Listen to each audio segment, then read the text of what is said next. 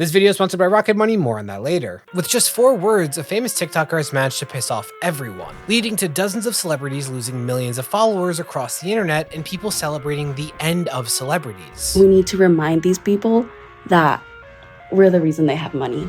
These celebrities have ascended into almost a godlike tier in society when they don't realize that we're the reason that they're famous in the first place. But why? I mean, cancellations are usually pretty focused, so what happened? Well, this all centers around influencer Kalil, aka Haleyybaylee, attending the Met Gala. Now, in short, the Met Gala is an annual fundraiser for the Met's fashion division where a bunch of rich and famous people have their photos taken so that their outfits can be made fun of in videos that get millions of views. All these leading lines, everything's just pointing to your crotch. Maybe that's what you wanted. Maybe Dua Lipa's proud of her crotch. It looks like she's a character in a movie where the characters went back in time and ran into their mom. Well, Haley is a model who has amassed a huge following online, especially on TikTok. And while for the most part her content is known for being pretty safe and inoffensive, usually sticking to relatable humor or trends, that all changed with just one TikTok, and it's not one you'd expect. Let them eat cake.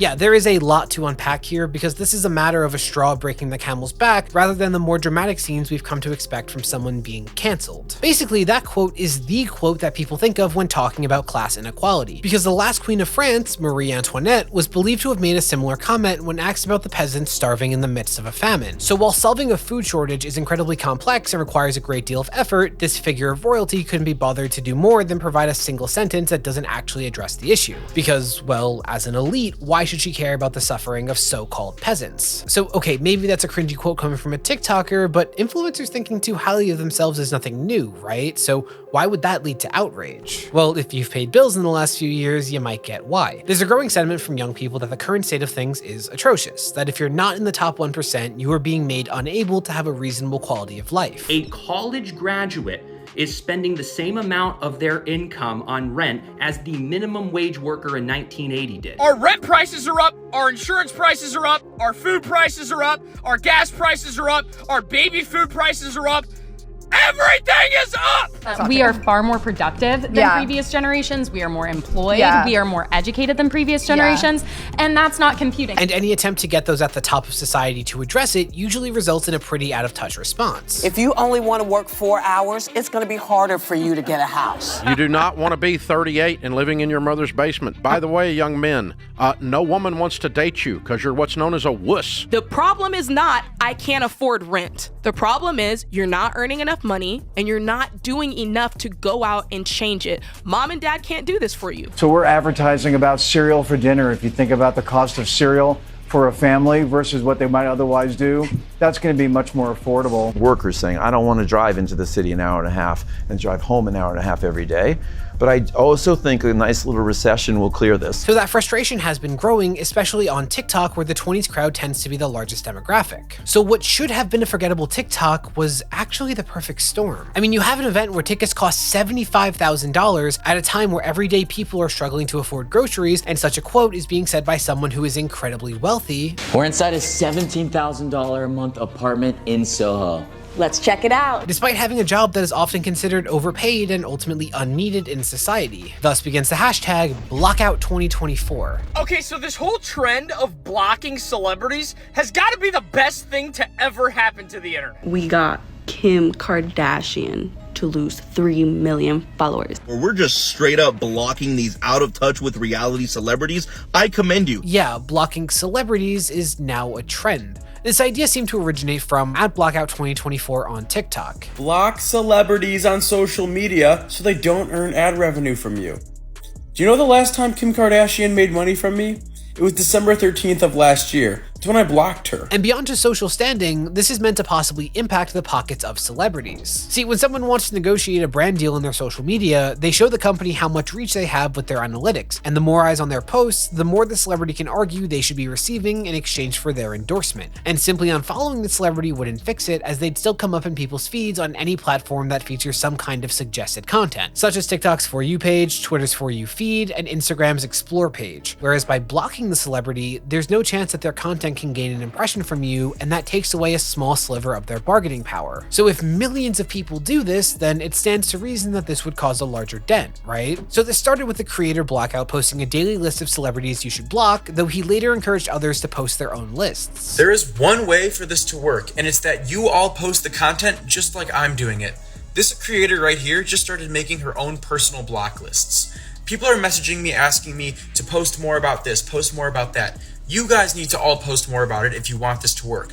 Make your own personal block list with who you would block and use the shared hashtag like this. It'll get a trend moving out of this, and then everybody will start to catch on and do their own. And while this made the movement have the potential to be more widespread, it also made it much less focused because everyone posting lists had different reasons to do so. For example, Blackout himself was mostly focused on blocking any A-lister due to the elitism in Western society that stems from celebrity worship. The amount of attention we give them and the amount of engagement we give them is their direct currency.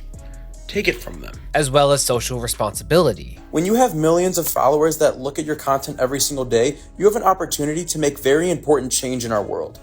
And to actively not do that every single day, but instead selfishly promote your own products is kind of shallow. And some other reasons that are arguably a bit more shallow or vague. Does Taylor Swift love her fans enough to host a free public concert for the ones that can't afford a ticket? Does she love her fans enough to let the 10,000 people camping outside the stadium trying to get a sneak peek listening in? No.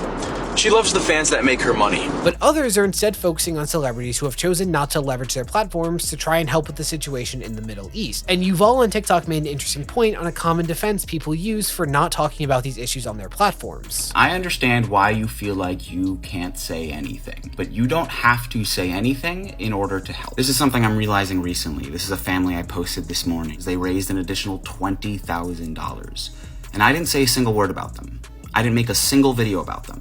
All I did was just upload the link to their GoFundMe in my bio. I understand why you might be hesitant to say something, but when helping someone is that simple, there is no reason not to. But if I'm being honest, I really didn't expect much to come from this. I mean, we are mainly talking about mainstream celebrities here, not influencers. Meaning the vast majority of their income is most likely made away from social media. And while yes, Kim Kardashian has lost almost 1 million followers in the last 30 days on her main Instagram page, that's out of almost 400 million. But in the time since the blackout started, several celebrities have suddenly broken their silence on the Middle East. For example, Lizzo, who suddenly posted a TikTok sharing some GoFundMes for the cause while promoting Operation Olive Branch, an organization aimed at helping the affected families that need support. Though there was still some criticism aimed at Lizzo for this because the GoFundMes that she did link, they were amounts that she could have easily paid for out of her own pocket. So some were saying that instead she should have been encouraging her audience to seek out more GoFundMes, but she's going to take care of these specific ones. Do with that what you will. And Lizzo's not the only one. Brittany Broski actually released a similar video, which is especially significant because she had previously stated that people with the platform were obligated to comment on political and social issues in the news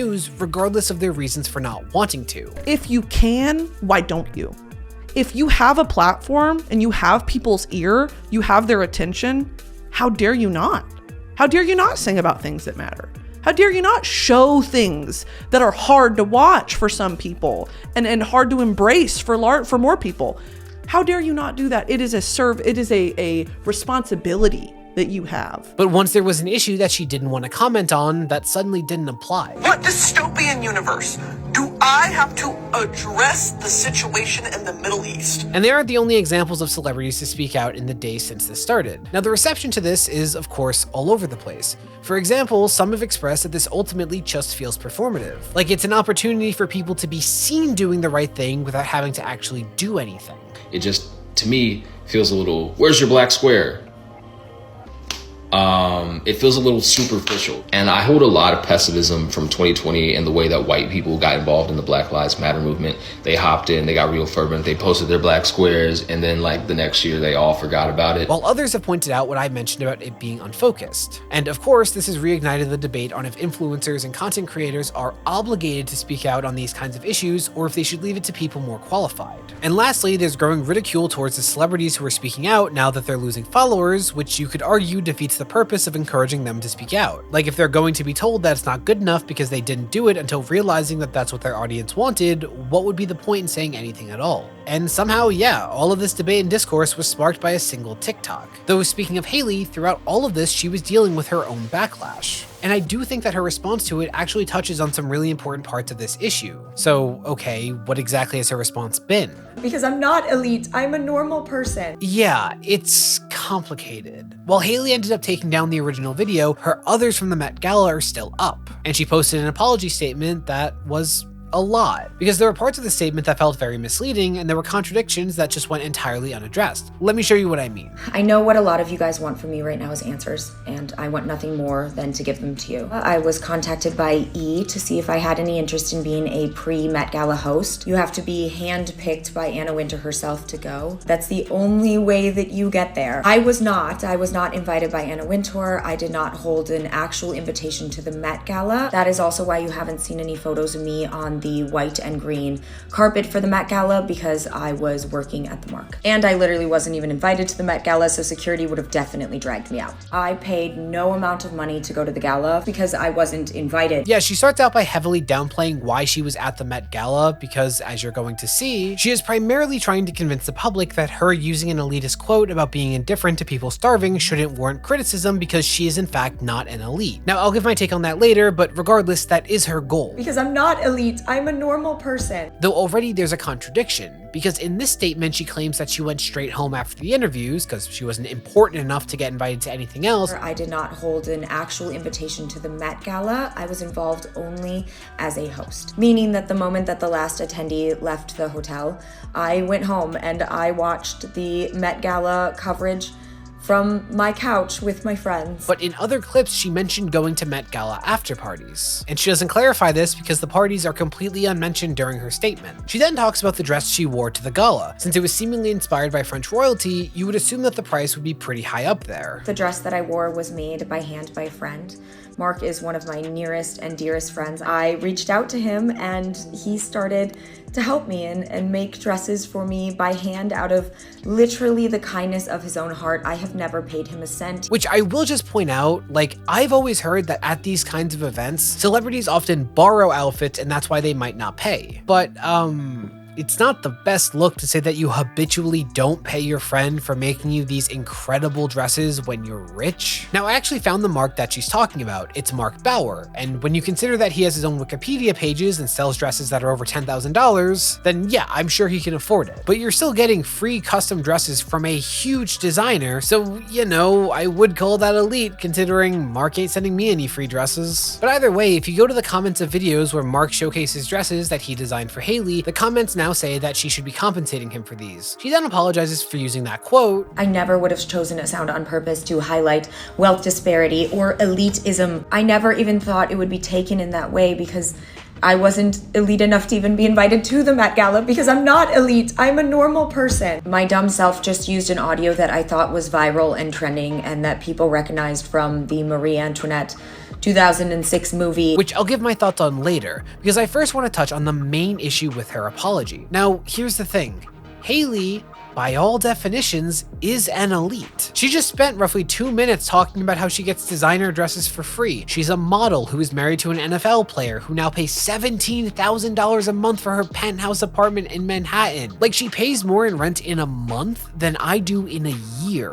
Hell, just in the background, her saying that is a therapy light that costs at least $1,000 just casually leaning against the wall. That's what most people pay for their phones. Like, I understand that she may not have felt like an elite at the Met Gala, because yeah, Haley isn't an elite among elites, but she is an elite compared to the people that she's talking to. And there's not even anything wrong with that, but come on. She then gives her reasoning for not addressing the recent events that made her quote so controversial. The people that are actually well educated and informed on the situation, they're the ones who should be speaking about it. Just because somebody has a following doesn't mean they're necessarily the right person to speak on the issue, especially if they are ill-informed or uninformed on that issue. Which Yuval's clip from before basically covered the most common criticism of this part. And she ends with a statement that, I will just point out, seems to have been filmed hours after the rest, judging from the lighting, which seems to resemble the sun having been moved a lot. Almost like she may have had her PR team review it and then send notes. But that's where we are now. I mean, she posted a meta sketch referring to the situation, which of course got a mixed reception, and has gone back to posting her usual content mixed in with a kind of feel-good, thanks for the support in hard times comment comments that rub me the wrong way, but are ultimately harmless. Though it seems to me that she's been deleting comments, many of which are now various references to the Hunger Games, because, you know, dystopian elitist society and all that. And while her follower count did decrease by over 100,000 on TikTok and over 60,000 on Instagram, I would be surprised to see this lead to a long-term ending of her career personally. Though with all that said, I guess I should get to my thoughts here. But first, I gotta thank today's sponsor, Rocket Money. Look, these days it's hard to hit financial goals, so the last thing you need are forgotten subscriptions from years ago weighing you down. I mean, I personally just found out that I was being charged for Grubhub Plus even though my account wasn't receiving any of the benefits. And that's where Rocket Money comes in.